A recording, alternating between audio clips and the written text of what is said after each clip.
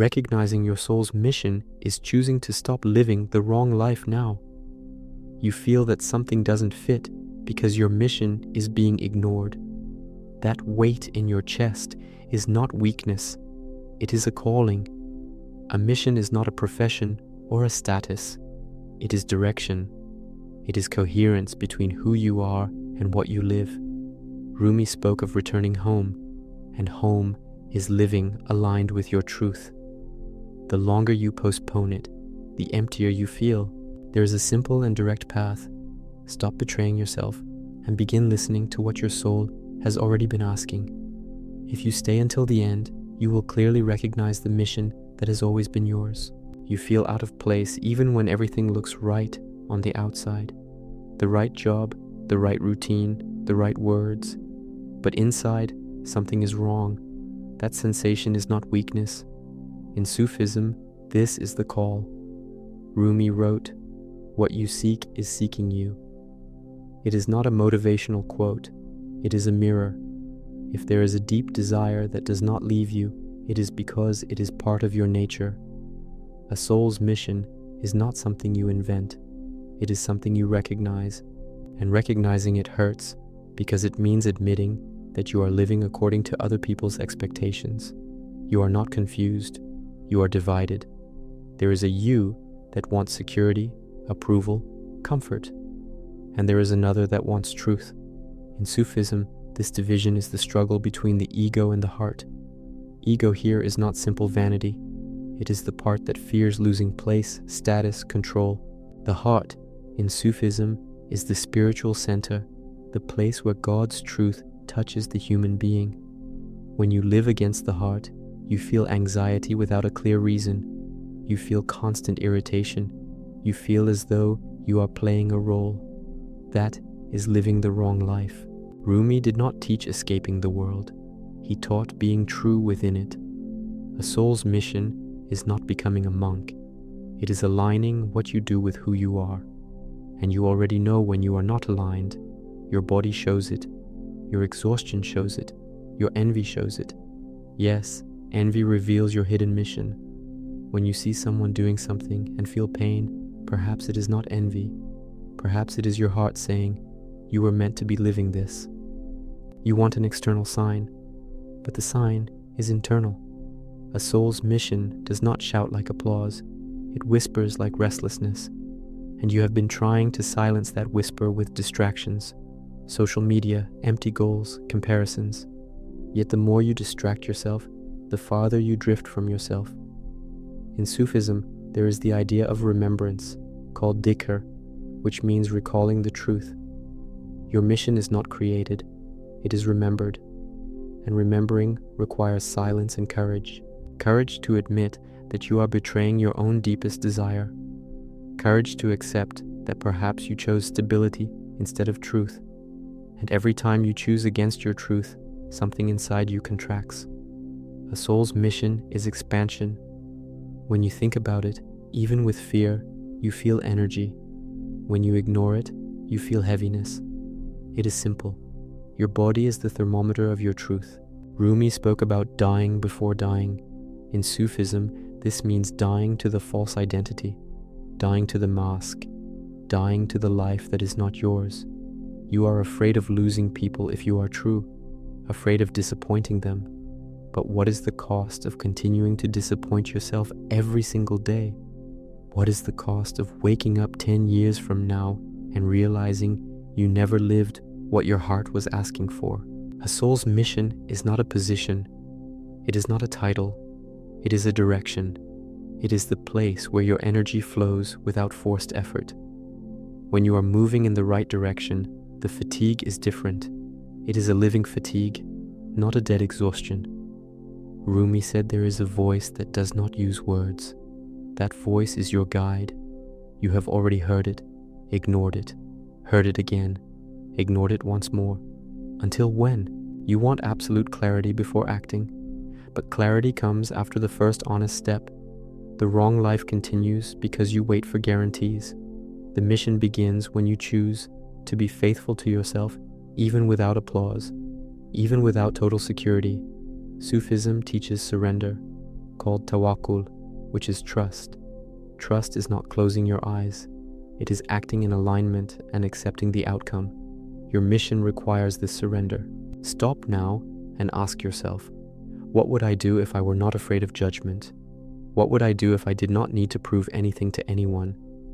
The answer that arises, even if small, points toward your mission, and you know it, you feel it, but you have been trying to negotiate with it, trying to adapt it to what is more comfortable. Yet a mission does not accept eternal negotiation. Either you live it, or it turns into frustration. You are not lost. You are avoiding. You are postponing. You are pretending you do not know, but you do know. And the more you ignore it, the heavier your life feels, because you are carrying an existence that is not yours. Rumi spoke of returning home. Home is not a physical place. It is living in coherence. It is doing what your heart recognizes as true. If you continue living the wrong life, your soul will keep disturbing you, and that is mercy, because the discomfort is the call. And now the question is not whether you have a mission.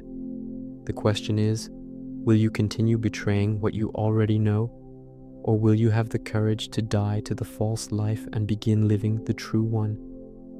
Do you see how this question does not leave you in peace? That is exactly where your mission begins to reveal itself. Do you see how this question does not leave you in peace? That is exactly where your mission begins to reveal itself. Because a soul's mission is not a perfect plan written in the sky. It is a restlessness that refuses to die within you. The more you try to silence it, the more it returns in the form of sadness without reason, constant comparison, a feeling of being behind. You look at your life and think, this wasn't it. And that, this wasn't it, is sacred. It is not complaining. It is awareness. It is the heart saying you have drifted off course. And the worst part is not taking the wrong path. The worst part is pretending you did not notice. You noticed, and now you cannot unsee it. There is a specific pain in living the wrong life. It is not a dramatic pain. It is a silent one. It is waking up already tired before the day even begins. It is smiling in photos and feeling empty afterward. It is achieving things and not feeling real joy. Rumi said that when you are far from what you love, you become hard inside, and you have felt that. A hardness, an impatience, an irritation that does not match who you truly are. This happens because your soul is being compressed. And a compressed soul turns into anxiety, into frustration, into hidden anger. You may deceive people, you may maintain appearances, but you cannot deceive your own heart. It knows when you are betraying your calling, and it responds with restlessness. In Sufism, the heart is like a mirror. When it is aligned with your mission, it reflects light. When it is misaligned, it becomes opaque. Ask yourself, do you feel lightness or heaviness, expansion or tightness? Your mission is not something distant. It is in what makes your eyes shine when no one is watching. It is in what you would do even if you were not paid. But you are afraid of losing stability, afraid of seeming naive, afraid of starting from zero, and that fear is human. Yet living with constant fear is also losing everything, only slowly. Have you noticed that fear does not disappear by waiting? It only lessens when you move.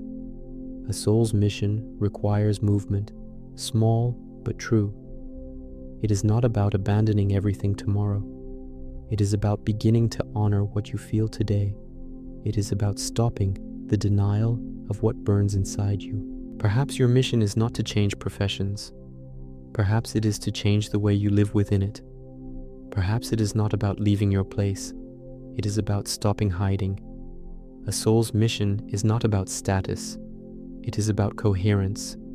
It is when what you do matches who you are, and you know when it does not match. You feel a silent shame. You feel as though you are playing a character, and playing a character is more exhausting than working, because it requires energy to sustain the lie.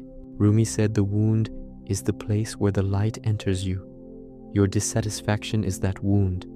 It is showing where you abandoned yourself, where you said yes while wanting to say no. where you chose to please instead of being true. Recognizing your mission begins with recognizing where you betrayed yourself, not to blame yourself, but to awaken. You are not weak for having strayed. You were just afraid. Now the question is, will you continue in fear, or will you begin to trust? Trust here does not mean believing everything will be easy. It means believing that living misaligned is more painful than facing the unknown. You already live with discomfort. It is simply stagnant discomfort. A soul's mission is living discomfort. It is fear with meaning.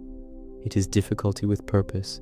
When you imagine following what your heart asks, you feel fear, but you also feel energy. When you imagine staying the same, you feel apparent security, but death inside. Which feeling do you want to carry for the next years? Pause for a moment and be brutally honest. What have you been avoiding? Which conversation? Which decision? Which step? A soul's mission almost always begins with something simple that you have been postponing. It is not an earthquake, it is a shift in direction, but you turn it into something enormous because you know that after the first step, you will no longer be able to return to the false life with the same peace. And that frightens you because it means taking responsibility for your own happiness. You want a magical sign, but the sign has already come in the form of constant discomfort. You want external confirmation, but the confirmation is already in your chest every time you feel out of place. A soul's mission is not about becoming someone different. It is about stopping being who you are not. It is about removing layers. In Sufism, the path is cleansing the heart of illusions. The greatest illusion is believing you can be happy living someone else's life. And there is something even deeper. When you ignore your mission, you do not only wound yourself, you deprive the world of your truth.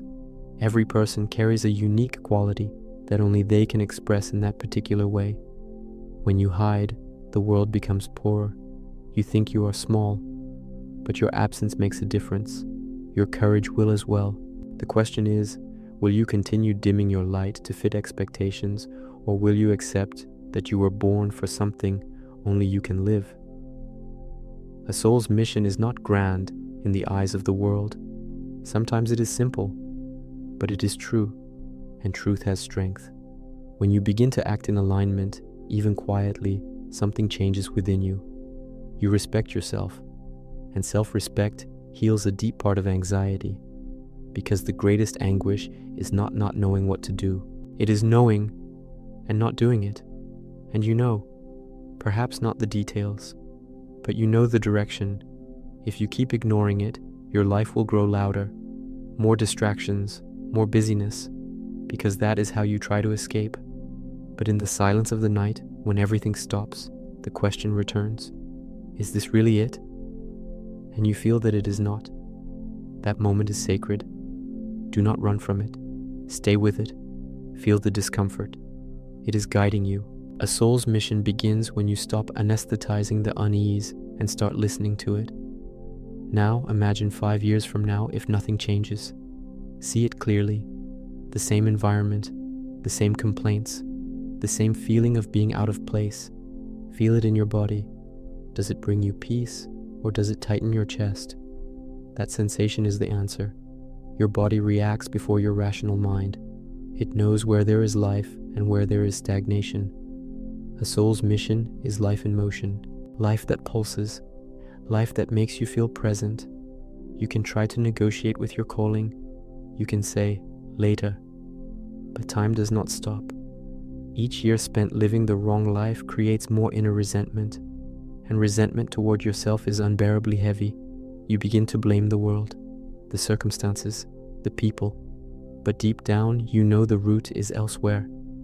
It is the daily choice to ignore what you already know, and that awareness hurts, but it also liberates. Recognizing your mission requires a simple and difficult act, admitting the truth to yourself. No audience, no announcement, just you and your heart. What has it been asking for years? Which part of you is suffocated? Which talent lies dormant? Which desire do you label impossible just so you do not have to face it? A soul's mission does not shout impossible. It asks, what if? And that what if does not leave you. Rumi spoke of love as the central force of life. A soul's mission is the place where your love meets action. It is not a cold obligation. It carries warmth. When you speak about it, your voice changes. When you think about it, your gaze changes. That is a sign. Do not ignore it. You do not need the entire map. You only need to take the next honest step, and honesty is aligning thought, word, and action. You were not born to live halfway, yet that is how you have been living, half present, half dreaming of another reality. That division drains your energy. When you choose your mission, even gradually, you integrate. And integration brings strength. In Sufism, integration is uniting the outer with the inner. It is stopping the split between an external life and an internal one. That is real freedom. Perhaps you are waiting for someone to validate your mission, to say, go. But no one can do that for you, because no one feels what you feel. No one carries the emptiness you carry. No one hears the whisper you hear. This is an intimate decision, and the longer you delay it, the heavier life feels. Not because life is cruel, but because you are fighting against yourself. A soul's mission is not about perfection. It is about true direction. You will make mistakes along the way. You will feel fear. You will doubt, but you will be alive. You will be aligned, and alignment brings peace, even in chaos. Now the question that refuses to be silenced continues to echo within you. If your heart already knows the answer, what exactly is stopping you from trusting it? And for how much longer do you intend to ignore it? Now be honest to the very end. What exactly is stopping you from trusting what you already know? It is not a lack of ability. It is not a lack of opportunity. It is fear of losing your identity, because you have built an image, a story about who you are, and your mission threatens that story. It suggests that perhaps you are not what you have been defending for years, and that hurts. It hurts to admit you invested time in something that was not your truth, but even more painful is continuing to invest. You are not afraid of the mission. You are afraid of change, afraid of disappointing others, afraid of being judged, afraid of seeming unstable. But pause and think, who is living your life? You or other people's expectations? A soul's mission begins when you decide that your peace is worth more than approval. And that is not selfishness. It is spiritual responsibility, because living against yourself is a slow form of silent self-destruction.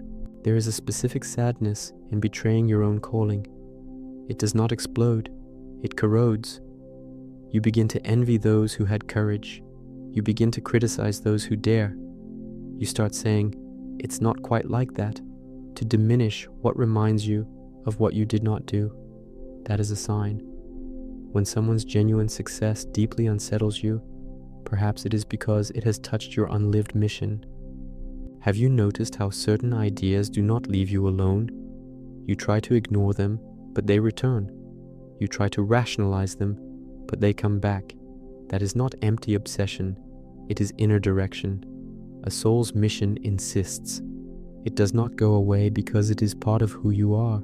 You can postpone it, deny it, distract yourself, but you cannot erase it. And the more you ignore it, the more disconnected you feel from your own life. Rumi said that what you love is your guide, and you know what you love. You know what moves you. You know what stirs you, but you labeled it impractical, childish, or risky. Who taught you that your truth must fit within the logic of fear? A mission is not recklessness. It is coherence. It is making choices aligned with your essence, even if they are small at first. You do not need to destroy everything to begin. You need to stop destroying yourself from within. You need to give your truth space to breathe. Perhaps it is studying something you have always wanted. Perhaps it is changing how you position yourself.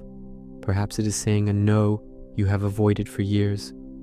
A mission begins with an act of honesty, small but real, and that act shifts your energy immediately. When you imagine following your mission, you feel fear, but you also feel hope. When you imagine staying as you are, You feel stability, but also heaviness. The difference is clear. Your body responds before your mind.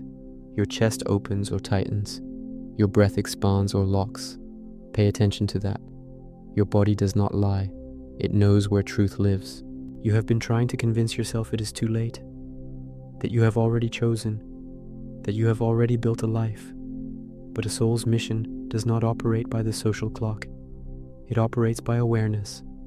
As long as you are alive, there is still time to realign your direction, and every day you postpone it is another day you feel that small hidden ache in the center of your chest. There is also guilt. Guilt for wanting something different. Guilt for desiring more meaning. Guilt for not feeling satisfied with what should be enough. But a mission is not ingratitude. It is authenticity. You can be grateful and still know you are not in the right place. Gratitude is not a prison. It is a foundation. And upon that foundation, you build something true.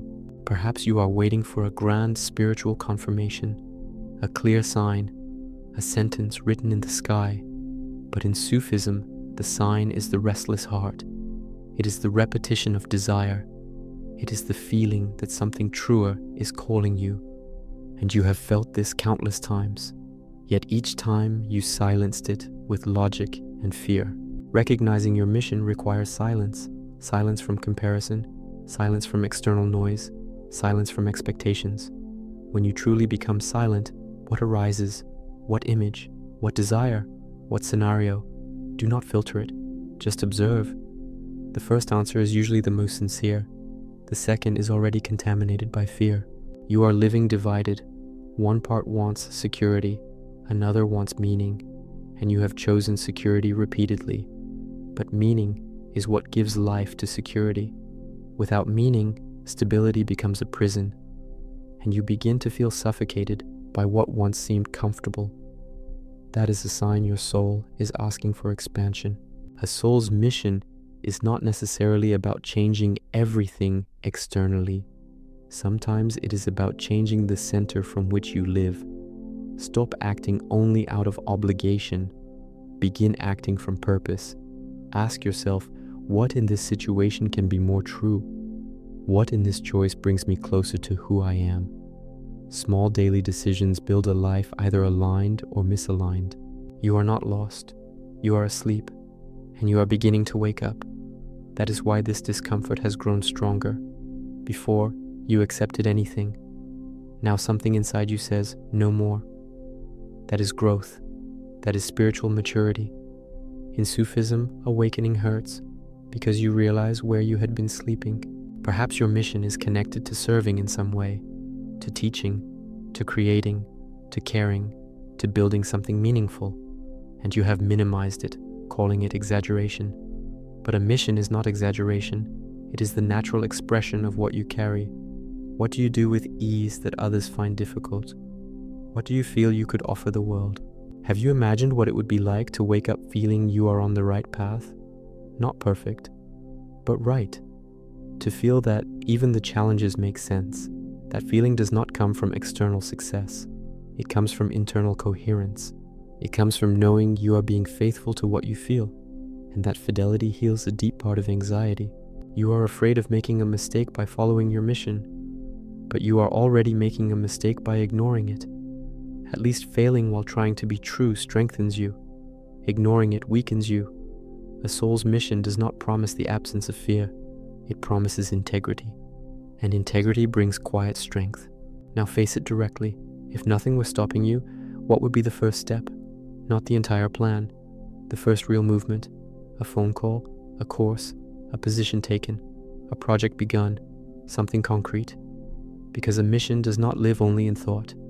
It needs action to take shape. You do not need to announce it to the world. You need to declare it to yourself. You need to say internally, I will stop betraying myself. And that commitment changes your posture, changes your energy, changes the way you look at the future. And from that moment on, life begins to reorganize around your truth. And as this decision matures within you, another question arises with even greater force. A question you may have avoided for a long time. If you already know the direction, what part of you keeps insisting on staying exactly where you are. And why? If you already know the direction, what part of you keeps insisting on staying exactly where you are? And why? That part has a name. It is the fear of losing control. It is attachment to the old identity. It is the comfort of repetition. Even if it hurts, it is a familiar pain. And human beings cling to what is familiar, even when it is suffocating them. You prefer a predictable prison to an uncertain path. But that prison is slowly erasing you, and you feel it. There is a part of you that says, don't complicate things, just continue like this. That voice sounds logical, it sounds prudent, but observe, it always pushes you back to the same place, to the same empty routine, to the same sense of being off-center. That voice does not want your mission, it wants emotional survival, and surviving is not the same as living. You were not born merely to survive. A soul's mission requires a small death, the death of the version of yourself you maintain out of fear. In Sufism, dying before dying means letting the mask fall, and you know which mask you wear, the strong one who does not feel, the responsible one who never changes, the stable one who never risks. That mask once protected you, but now it limits you. You are afraid of discovering that your mission demands courage you have not yet shown. But courage is not the absence of fear. It is action despite fear. And each time you postpone, the fear grows, because it realizes it is winning. A soul's mission begins when you decide that fear will no longer make your decisions. Ask yourself with brutal honesty, what do I lose if I continue exactly as I am? I lose years, I lose energy, I lose joy, I lose self-respect. And what do I lose if I try to live my mission? Perhaps comfort, perhaps approval, perhaps immediate security. Which loss is greater? You already know the answer. There is also the fear of failure. What if you try and it does not work? But what does work mean? On the path of mission, success is not applause, it is coherence. If you act aligned with your truth, you are already winning internally. The real failure is living against yourself out of fear of making mistakes. Perhaps you are waiting to feel absolute certainty, but certainty does not come before movement. It is born along the way. First comes the decision, then clarity grows. If you wait to feel total security before beginning, you will remain still. A soul's mission rewards those who move, not those who calculate endlessly. There is a pattern in your life. You get excited about something true, then you overthink, then you give up. That cycle keeps you small. Every time you quit, you reinforce the belief that you are not capable, and that slowly erodes your confidence. A mission requires breaking that cycle. It requires continuing even when doubt appears. You are not asking too much from life. You are asking for meaning, and meaning is a basic human need. Without meaning, everything feels heavy. Even small tasks become unbearable. But when there is purpose, even effort becomes light, not because it is easy, but because it has direction. Imagine living without this inner division. Imagine waking up and feeling you are moving in the right direction, even if the path is challenging. That feeling is active peace, not passive comfort. It is a peace that coexists with effort, but not with emptiness. You have felt it in specific moments of your life, and you know how different it is.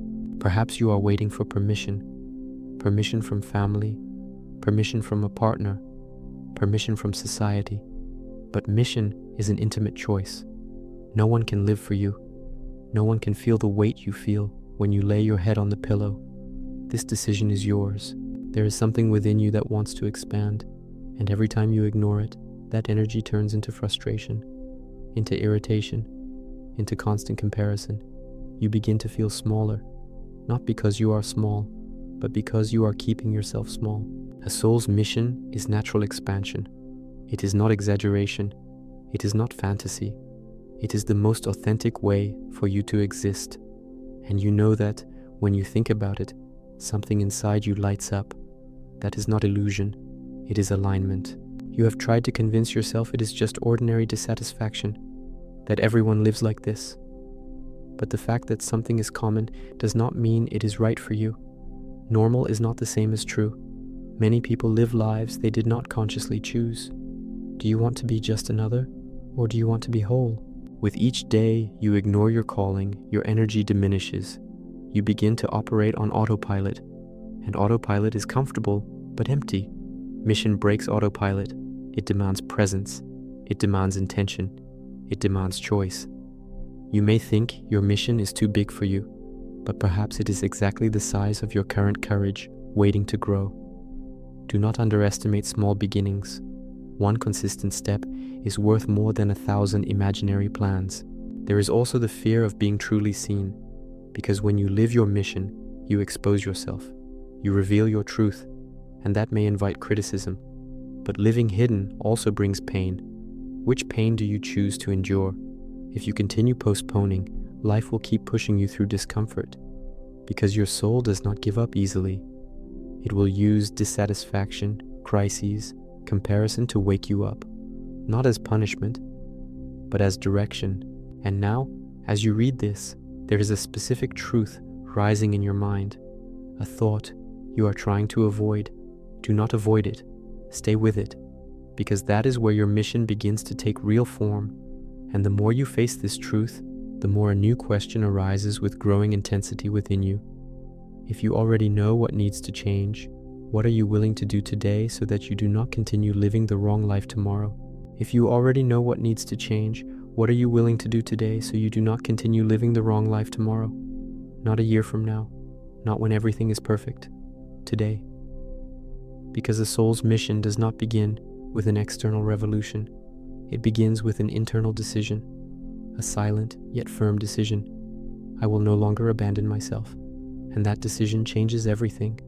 From that point on, each choice is measured by truth, not by fear. Do you see how you always promise yourself that one day you will do things differently?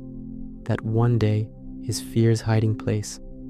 It looks like hope, but it is postponement. While you push your mission into the future, you keep living a present that does not represent you. And this creates an internal fracture. A part of you begins to lose trust in you because you know and you do not act. A soul's mission demands coherence. Coherence is when your thought, your word, and your action point in the same direction. Today, you think about change, you speak about change, but you act to remain the same. This inner division creates exhaustion, and you call it lack of motivation. It is not lack of motivation, it is excess incoherence. You want energy? Start by being honest. Energy returns when you stop dividing yourself, even if the step is small, even if no one notices. What matters is that you notice.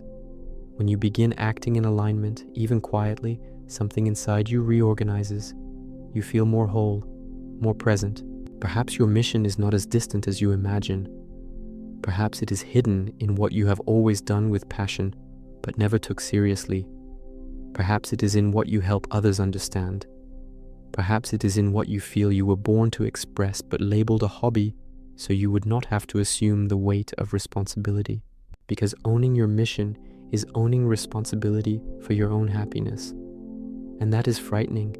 It is easier to blame circumstances, easier to say the world does not allow it. But deep down, you know that at some level, you are allowing your own stagnation. And that awareness hurts, but it also liberates. There is a version of you already living this mission. It exists as possibility. It appears in your dreams, in your fantasies, in your most intimate thoughts. You visit it mentally and then return to your routine as if nothing happened. But something did happen. You tasted who you could be. You are afraid of disappointing others. But what about the disappointment you feel when you realize you are not being faithful to yourself? That silent disappointment corrodes more than any external criticism, because it comes from within, and you cannot escape yourself. A soul's mission is not about being special in the eyes of the world. It is about being true in your own eyes. When you look in the mirror, do you feel pride or hidden frustration? Do you feel you are trying or merely surviving? These answers are harsh, but they are real. Have you noticed how quickly time is passing? The years do not wait for your courage, and each year lived far from your mission creates accumulated regret. Do you want to reach the future feeling that you tried, or feeling that you always knew and never acted? There is also the fear of losing people, but people who only stay when you diminish yourself are not loving you. They are loving the convenient version of you, and living to maintain convenient versions is a slow way of erasing yourself. A soul's mission is not blind rebellion, it is conscious alignment. It is making real adjustments in the direction of your truth. Perhaps it is changing your routine. Perhaps it is creating something new. Perhaps it is ending something that no longer makes sense. What have you been postponing because you know that once you do it, there will be no more excuses? You think you need a perfect plan, but mission begins with an imperfect first step. Clarity grows through action. Confidence grows through practice. Remaining still while waiting for total clarity is a comfortable illusion. When you imagine taking that first step, your body reacts, maybe with fear, maybe with excitement, but it reacts. That reaction is a sign that there is life there. Mission is life. What provokes nothing in you is not your path. You are afraid of failing publicly, but you are already failing silently by not trying. At least by trying, you grow. Standing still, you simply age. There is enormous energy within you being used to maintain a life that is not true. Imagine redirecting that energy towards something aligned. The strength you use to restrain yourself could become strength to create. You do not need to change everything today, but you need to stop pretending everything is fine. You need to admit to yourself that something greater is calling you, and that calling will not disappear just because you try to ignore it. A soul's mission is like a seed. If you do not water it, it does not die immediately, but it does not grow either. It remains there, unlived potential, and unlived potential becomes chronic frustration. Now, as you feel all of this, an even deeper and unavoidable question arises. If you were absolutely certain your mission would succeed, you would have already begun. So what is truly holding you back beyond the fear of trusting yourself? If you were absolutely certain your mission would succeed, you would have already begun. So what is truly holding you back beyond the fear of trusting yourself? Because deep down, it is not lack of opportunity. It is not lack of time. It is lack of faith in yourself. And that is what hurts most to admit. You believe in others. You believe they can do it. But when it comes to you, you always create an exception. You always think it is different for you. That for you, it is harder. That for you, it will not work. That constant doubt is what keeps you trapped. And it feels real because you have fed it for years. Every time you quit too soon, you reinforce the idea that you cannot. Every time you postponed, you reinforce the idea that you are not capable. But that is not identity, it is habit. And habit can be broken. Yet to break it, you must act differently than you have until now. You are afraid of discovering that you are greater than you imagine. It sounds strange, but it is true. Growth demands responsibility. If you assume your mission, you will no longer be able to blame anyone. You will no longer be able to say you did not try. And that places the weight of decision entirely in your hands. And you have been avoiding that weight. A soul's mission requires maturity. Not the kind that means being serious and predictable, but the maturity to assume your own calling. To stop waiting for someone to save you. To stop waiting for the world to hand you a ready-made path. Your path must be built by you. Have you noticed how restless you feel when you see someone living something you would like to live? That restlessness is not just envy. It is recognition. It is your heart saying, there is a part of you that wants this too.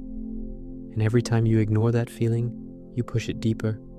But it returns. You want guarantees. You want to know you will not make mistakes. But living the wrong life is already a continuous mistake, and you accept it because it seems safe. Mission is risk with meaning. The wrong life is security without soul. You may be thinking you need to prepare more, study more, wait for the right moment. But often that is just another way of postponing. Infinite preparation is fear in disguise. There comes a point when you already know enough to begin. There is something you need to understand deeply. No one will knock on your door and say, "Now is the time." The time is built. The time is born from decision, and decision is born from the pain of remaining as you are. You are tired, not only physically. You are tired of feeling divided, tired of comparing yourself, tired of convincing yourself that everything is fine. This exhaustion is not weakness. It is a sign that something must change. If you felt something you could not ignore, it is because it touched truth. A soul's mission is not theory, it is decision. You can leave here and continue as you always have, or you can finally choose to stop abandoning yourself. If this message confronted you, like it now. That signals that you want more truth and less distraction. Subscribe to the channel if you want to continue diving deeper into the real teachings of Rumi and Sufism, without fantasy, without empty phrases, only direct transformation. And comment below. Are you living your mission, or are you merely surviving?